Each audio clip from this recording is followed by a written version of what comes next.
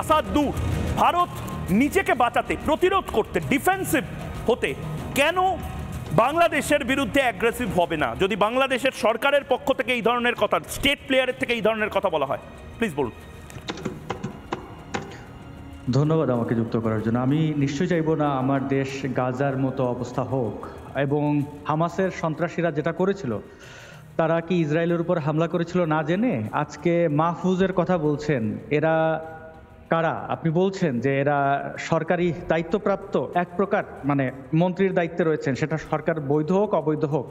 ইউনুস জানেন না বা এটা পরামর্শ না করে তিনি আপলোড করে ফেলেছেন এমন না, এটা কোনো গুহা থেকে পোস্ট করা কোনো বিষয় না। তিনি জানেন, জেনে শুনে এটা করেছেন, কারণ ওই সূত্র এক জায়গায়, গাজওয়াতুল হিন্দ, তারা ভারত দখল করতে চায়। মামুনুল হক এই কথা আগে বলেছে, এই তো গত 15 ডিসেম্বর বলেছে তুরাগ নদীর তীরে সে রক্তের বন্যা বয়ে দেবে, রক্তে লাল করে ফেলবে জল।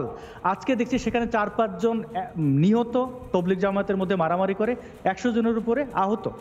এই ঘটনাগুলো পরিকল্পিত, ভারতে তারা আক্রমণ চালাতে চায়। তো মাহফুজের মতো ব্যক্তিদের, তাদেরকে তো মাস্টারমাইন্ড বলা হচ্ছে, তাদেরকে তো বলতে হবে তাদের অন্য সন্ত্রাসী যে উইংগুলো আছে তাদেরকে অ্যাক্টিভেট করার জন্য। এটা তার পূর্ব পরিকল্পনার অংশ। ভারত এটাকে সিরিয়াসলি নিক। আমি কখনোই চাইবো না ভারত আমাদের দেশে কোনো ধরনের সামরিক হস্তক্ষেপ বা কোনো হস্তক্ষেপ করুক। অবশ্যই ভারতের সার্বভৌমত্ব রক্ষার অধিকার রয়েছে, সেটা করা যেতে পারে। আমি বলবো এই মাহফুজদের মতো জঙ্গিরা, এরা পুরো বাংলাদেশের নেতৃত্ব বা পুরো বাংলাদেশের তারা করেন, তারা ক্যাপচার করে আছে ক্ষমতায়, কিন্তু এটা পুরো বাংলাদেশের মানুষের কথা না। কোনো যুদ্ধ বিগ্রহ বা কোনো উত্তেজনাকর পরিস্থিতি তৈরি হলে সাধারণ মানুষ বিপদে পড়েন। আমি সাধারণ মানুষের বিপদ দেখতে চাই না। আপনাদের বুঝতে হবে এই সন্ত্রাসীদের লালন পালন কারা করছে। আওয়ামী লীগ, এখানে নিজুম মজুমদার আছেন, তাকে জিজ্ঞেস করবেন। এই যে হাসনাতের কথা বলা হচ্ছে না, হাসনাত আবদুল্লাহ আর ওই মাহফুজের মতো লাফালাফি বেশি করছে। এই হাসনাত আবদুল্লাহকে ছাত্রলীগের ব্যানারে পুনর্বাসিত করা, তাকে অস্ত্র এবং বিভিন্ন ক্ষমতা দিয়ে পুনর্বাসিত করেছে গোলাম রব্বানী, যে এই মুহূর্তে আপনাদের কলকাতায় পালিয়ে আছে। গোলাম রব্বানী সাবেক ছাত্রলীগের জেনারেল সেক্রেটারি, তার প্রোফাইলও সেই ভিডিও আছে। হাসনাত আবদুল্লাহকে, সার্জিসকে তারা কিভাবে করেছে।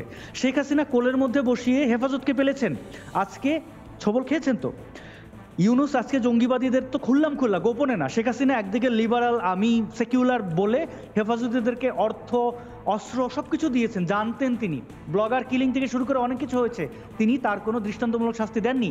একের পর এক হিন্দু নির্যাতন, তার কুমিল্লার সে নানুয়াদিঘির পাড়ের ঘটনায় তার এমপি বাহার সরাসরি যুক্ত, সেটার কোনো তদন্ত সেভাবে হয়নি। দেখুন, সমস্যা গোড়ায়। জঙ্গিদেরকে আপনারা ধ্বংস করুন, আপনারা যে কোনো পদক্ষেপ নিন, আমরা সাহায্য করব, কিন্তু সর্বসাধারণের উপরে আক্রমণ চালাবেন। এবং ইউনুস জানেন, তিনি এসে ঘোষণা দিয়েছেন, এটা তার ম্যাটিকুলাস ডিজাইনের অংশ, সে জঙ্গিদেরকে সামনে আনছে। আজকে যশোরে এই মুহূর্তে দেখুন, জঙ্গিরা AK-47 নিয়ে মুখ ঢেকে তারা গাজওয়াতুল হিন্দের ঘোষণা দিচ্ছে। এই গাজওয়াতুল হিন্দের না থামাতে পারলে, জঙ্গিবাদীদের না থামাতে পারলে সাধারণ মানুষ মারা যাবেন। সাধারণ মানুষের উপরে, ইন জেনারেল বাংলাদেশিদের উপর বিদ্বেষ তৈরি হবে। ভারতীয় বন্ধুরা আমাদের বাংলাদেশটাকে, আমাকে বাংলাদেশ। আসাদ নূর, আমি নিজুম মজুমদার যেহেতু রয়েছেন, আমি একটাই কথা বলছি। নিজুম মজুমদার, ভারতবর্ষ সহনশীল দেশ, ভারতবর্ষ গৌতম বুদ্ধের দেশ, ভারতবর্ষ শ্রী জগন্নাথ দেব, শ্রী চৈতন্য দেবের আরাধ্য ভূমি। ভারতবর্ষ কাউকে আজ পর্যন্ত ফার্স্ট অ্যাটাক পলিসি তাতে যায়নি ভারতবর্ষ। কিন্তু ভারতকে যদি কেউ চড়থাপ্পড় মারে, এটা ভারতবর্ষ গান্ধীরও দেশ। গান্ধী বলেছিলেন এক গালে চড় মারলে আরেক গাল বাড়িয়ে দেবে, কিন্তু দুগালেই যখন চড় মারছে তখন কি করবে ভারত? একটা পয়েন্টের পর তো বাংলাদেশকে সবক শেখাতে হবে। মোহাম্মদ ইউনুসকে, মাফ করবেন, বাংলাদেশ বলতে মোহাম্মদ ইউনুসকে সবক শেখাতে হবে। নিজুম মজুমদার, আপনি অনেক ধন্যবাদ। রিপাবলিক বাংলার সমস্ত দর্শক এবং যারা আছেন সবাইকে অনেক ধন্যবাদ। আমি প্রথমে একটু বলে নেই, আসাদ নূরের কয়েকটা কথা আমার মনে একটু উত্তর দিতে হবে। সেটা হচ্ছে যে হাসনাত এবং সার্জিসের কথা এসছে, যেটা হচ্ছে গোলাম রব্বানী পুনর্বাসিত করেছে বলা হচ্ছে। আমি সেখানে খানিকটা দ্বিমত পোষণ করবো এই কারণ হচ্ছে যে আজকে যদি ময়ূক রঞ্জন ঘোষের সাথে আমি বন্ধু হিসেবে মিশে গিয়ে এমন একটা ভান করি যেন আমি তার সবচাইতে কাছের বন্ধু এবং পরবর্তী সময় ছবল মারি, সেটাতে আসলে অনেকেরই হাত থাকে না এবং জানার কথাও না। কারণ বাংলাদেশ আওয়ামী লীগ একটা মাল্টি ক্লাস পার্টি, এইখানে অনেকেই আসতে পারে, এটা সবার জন্য দ্বার উন্মুক্ত। ফলে পুনর্বাসিত শব্দটার সাথে আমি একমত। পুনর্বাসিত তখনই হয় যখন, কারণ হাসনাত এবং এই সার্জিসের বা মাহফুজ আলমের এই জঙ্গিপনাগুলো সবসময় নখের আঁচলে লুকায়িত ছিল। ফলে আমি এই কথাটা মানতে নারাজ। এবং ব্লগার হত্যার যেই বিচার প্রক্রিয়া, বাংলাদেশ আওয়ামী লীগই একমাত্র পার্টি যারা সেটা করেছে এবং হুমায়ুন আজাদ তাদের হত্যার বিচার করেছে। এই সরকার আসার পরে, এই অবৈধ সরকার আসার পরে সেনাবাহিনী স্যালুট দিয়ে জঙ্গিদের সর্দার রাহমানিকে মুক্তি দিয়েছে। আমার মনে হয় আসাদ এই ব্যাপারটা হয়তো অ্যাড্রেস করবে। এখন কথা যেটা হচ্ছে যে আপনি বলেছেন যে মহাত্মা গান্ধীর দেশ, খুবই খুবই ট্রু, যে তিনি কাউকে আঘাত করে না। মাথায় রাখতে হবে, the greatest leader on earth, আমি বলবো one of the greatest leader on earth, Netaji Subhaschandra বসুরও এই রাষ্ট্র এটি। তিনিও দেখিয়ে দিয়েছেন যে শত্রুদেরকে কিভাবে দমন করতে হয়, এবং একই সাথে তিনি এটিও দেখিয়ে দিয়েছেন যে যেটাকে আমরা আজাদি বলি সেটা যে মূলত আজাদি না। তো সুতরাং কথা বাড়ে, শুধু একটা কথা এখানে বলার ব্যাপার আছে। আমি দুইটা জিনিস দেখতে বলবো, সেটা হচ্ছে ভারতের মতো এমন একটা সুপার পাওয়ার আমার পাশের 3 দিক থেকে থাকার পরে আমি একটা সামান্য তেলাপোকা মাহফুজ আলম, আমি ঠিক কি করে ভারতের বিরুদ্ধে যাই?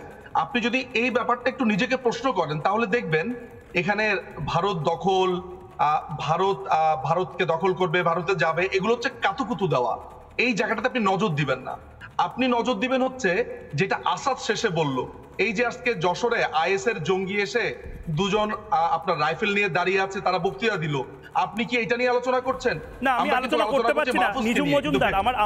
আমার অবাক লাগছে একটাই কারণে, বা হাসি পাচ্ছে, আপনি লন্ডনে বসে, বা আসাদ লন্ডন, আমেরিকা, জার্মানিতে বসে, বা দীপাঞ্জন চক্রবর্তী মুম্বাইতে বসে যে কথাগুলো বলছেন, আমি কিছুতেই কলকাতার সুশীল সমাজকে বোঝাতে পারছি না যে গজওয়াতুল হিন্দ বা গজওয়ায় হিন্দ বলে একটা ব্যাপার আছে ভাই, এবং এটার থ্রেট সবচেয়ে বেশি আমাদের ভারতবর্ষে। তারা মনে করছে জয়নগরের মোয়া খাওয়া, সিনেমা দেখা, একটু কবিতা উৎসব শীতকালে করা, আমরা সেফ। নিজুম মজুমদার,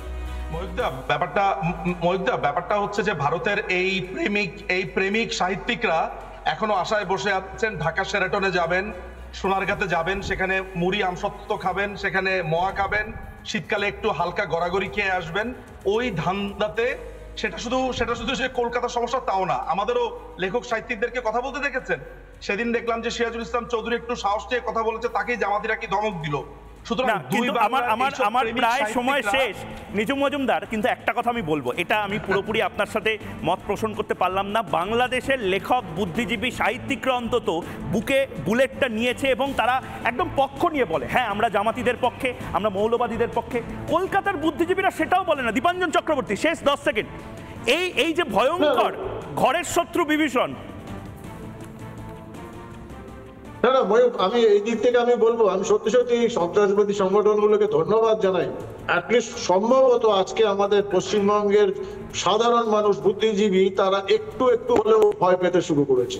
এতদিন শুধু ময়ূক, দীপাঞ্জন আর 2-4 মুষ্টিমেয় আমরাই চিৎকার করতাম সন্ত্রাসবাদ নিয়ে, এখন ধীরে ধীরে ভয় পাচ্ছেন, thanks to this terrorist organisation. আর ভারতবর্ষের দিকে যদি ক্ষতি করার চেষ্টা করে, এমন অবস্থা করে দেবো এদের কবর দেওয়ার মতো শরীরের টুকরো খুঁজে পাবে না। ওরা চেষ্টা করুক, চ্যালেঞ্জ রইল, ভারতের দিকে নজর দিক। আমাদের ইসরায়েল দরকার নেই, আমাদের রাশিয়া দরকার নেই, ভারত যথেষ্ট শক্ত। পাকিস্তানের সন্ত্রাসবাদীরা এখন গুহার মধ্যে ঢুকে মুক্তি পাচ্ছে না, গুহা থেকে টেনে বার করে আমরা ন্যায় বিচার করছি। সেটার জন্য আমরাও বসে আছি। আমাদের সেনা কারগিলে বলেছিল ইয়ে দিল মাঙ্গে মোর। মাহফুজ আলম বোধহয় তখন বাচ্চা ছিল, এমনিতেই নাবালক, তখন বোধহয় বাচ্চা ছিল। ইয়ে দিল মাঙ্গে মোর আসলে কি, সেটা প্রয়োজনে মাহফুজ আলমরা বুঝবে।